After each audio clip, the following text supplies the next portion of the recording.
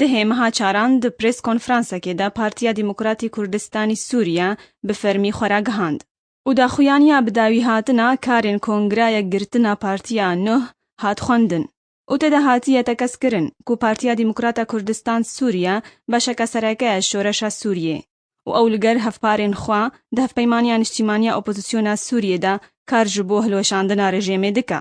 كما بيك أنيا حزبك بارتي ديمقراطي كردستاني سوريا بارتيك الميداني سر عرديك شاكو شارك واري دبلوماسي دا دواري إعلام دا دواري راجعندن دا اعتماد من سر بيك هات ملاتي مايا ضمن بيك هات ملاتي كردا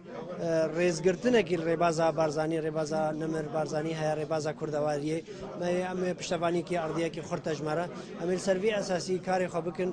بحميش وازا ودهندري انجمن اجتماعي كردي دا وكو براب اريكاريا حمي بارتين براي بارتي كردي سوريا دست مدريش كريا بو هجر يكبون الجل هنك بارتيان هجر البو بيونديه واريكاريا الجل حمي بارتي كردي ما خطابك تندنين درباري هرش لايانكي من يكيتيا ما نديجيتال لايان سياسيه ودرباري لو شاروج اوای کردستانی دا سیاست تکانا و درخستنا آلین دن خزمتا گل کرد و دو زاوی یا نتوی ناکا. و دوی یکیتی و یک ریزی دناو مالا کردا به انجام داند دسپی که هر کارکی دبی. خورتیجی ایروجی دستی خود ریج دکنگی جبو وی کاری پفر سر چاره بکن. پیرانگ بشکل کی براتی و شیکاتی و تفده او خالی اتفاقیه هولیر جاردیجی لسرونین و پیک بینن الجور وقته والجور ظروف كانتونات شيء بنج بلد ما قلتي نبي معنينه دبينن كارك عجلبو زوبو تأثيراوي سلبي لسرقة ديامهات وملات مهات